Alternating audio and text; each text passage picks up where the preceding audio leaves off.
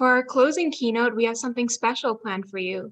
Christina Noel is the founder and principal consultant at Noel & Co. She will be talking about her journey in entrepreneurship and marketing. Christina, please feel free to take it away. All right. Well, I am so freaking excited to be here today. We're going to talk about the top 3 lessons to help you change the world from 50 people who have. But before we dive into that, I'm going to take you back to 2008.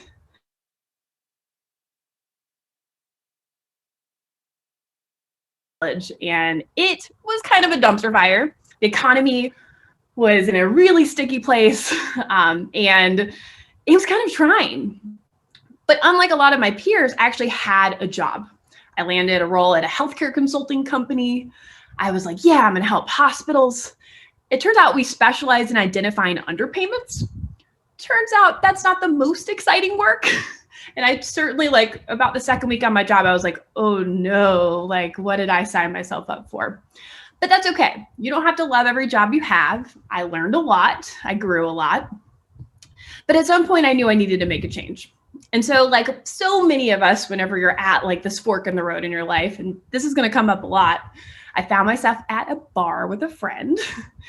And that's when I was asked a question that would change my life. I was telling them, I'm like, I don't know what to do. Like, I don't know what direction to go. I know that I'm not on the right path. And they said, Christina, what would you do if you didn't have to worry about money?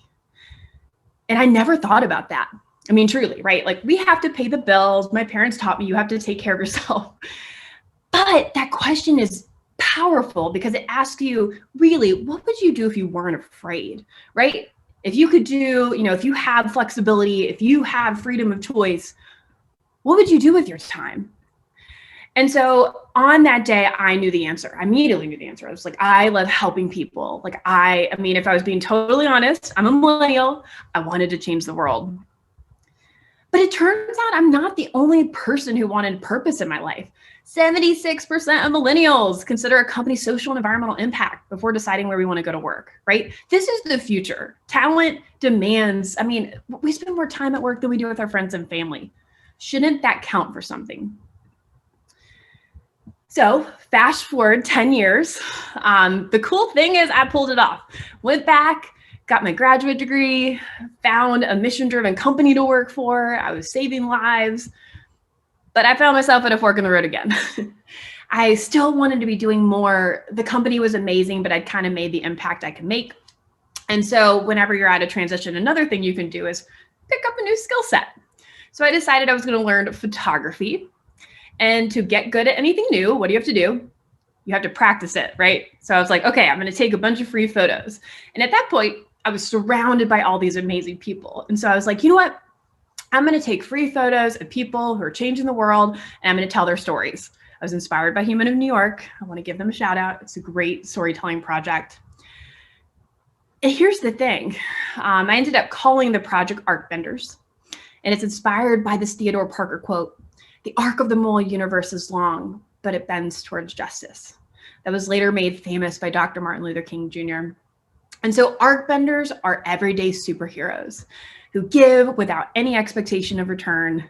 And what I didn't expect about this project was how much it would change my life. Because through the lens of that camera, I learned what world-changing leadership was. So today I'm going to share 3 different stories so you get to meet 3 arc benders, as well as the top 3 takeaways that I had from this broader story and from that experience. So this is Seth Gross. He is from Durham, North Carolina, and Seth is the founder and owner of Bull City Burger and Brewery, which is where I took this photo of him, as well as Pompieri Pizza. And Seth kind of jokes that he got into the world-changing business for selfish reasons. He just wanted to create restaurants where he could take his family to get beer and burger and pizzas that were made with fresh ingredients that were safe. And he actually had graduated from the Culinary Institute. And so he wanted to do things right. And he wanted to create a place where people loved to work, truly, and paid a living wage. But the story that really struck me about Seth actually involves a dumpster. So every Sunday at the end of the week, he would notice that the dumpster behind his 2 restaurants that was shared by maybe 3 or 4 others was always overflowing. And Seth was like, you know what? Somebody's got to do something about it. And so he pulled together his staff and he goes, okay, guys, we're going to sort our waste. Not the most fun thing to do if you think about it. This is a restaurant, right? Like this is other people's waste. But they took that first small step. And over time, they started finding ways to limit their waste.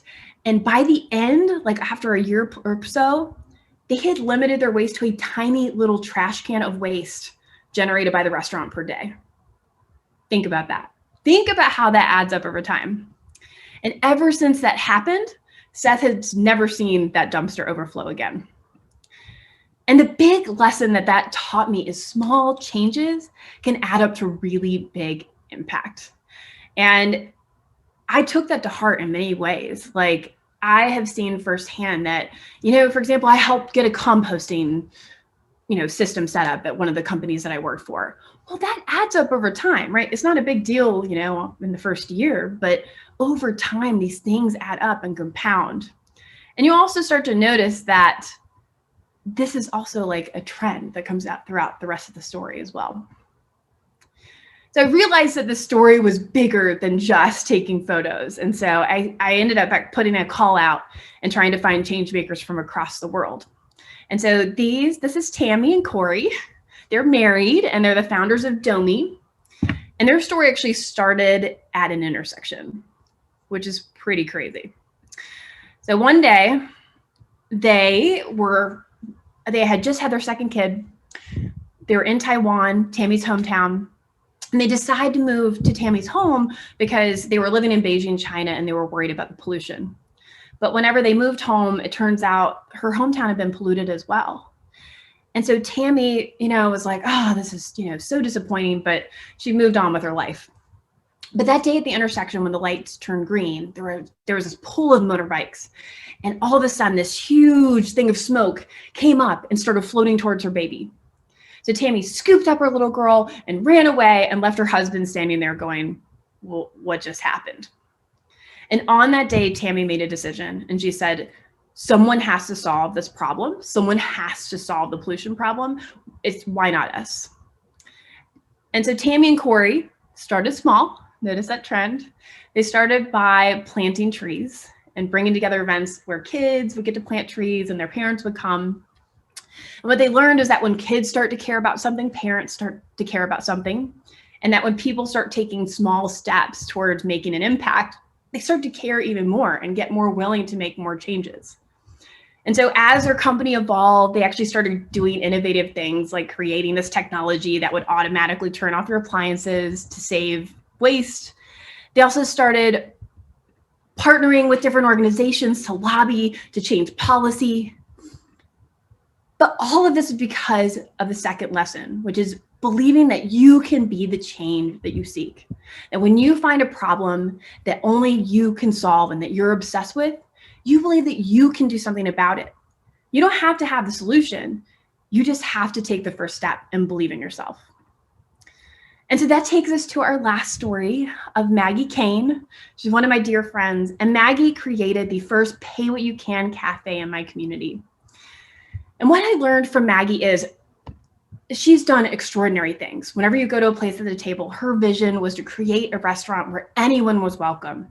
And you can pay what you can, truly. You can pay the suggested price or half the suggested price, or you can volunteer for your meal, or you can pay it forward.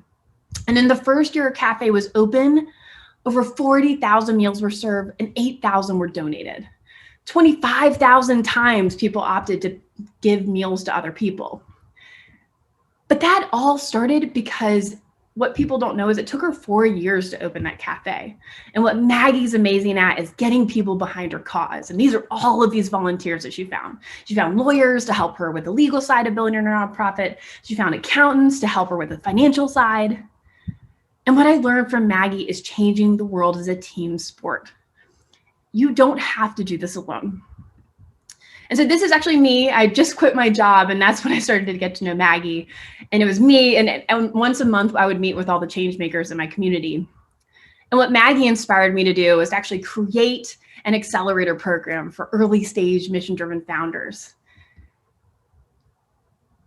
And because of this, I'm going to ask you the question that changed my life in hopes that it might change yours, which is, what would you do if you didn't have to worry about money? Or maybe the better question is, what would you do if you weren't afraid? Because I know that changing the world can seem daunting. It can seem like a big deal and kind of scary. But if you take small steps, and if you believe that you can do it, and you surround yourself with people who believe in you, it's only a matter of time. Thank you all so much. I really appreciate it.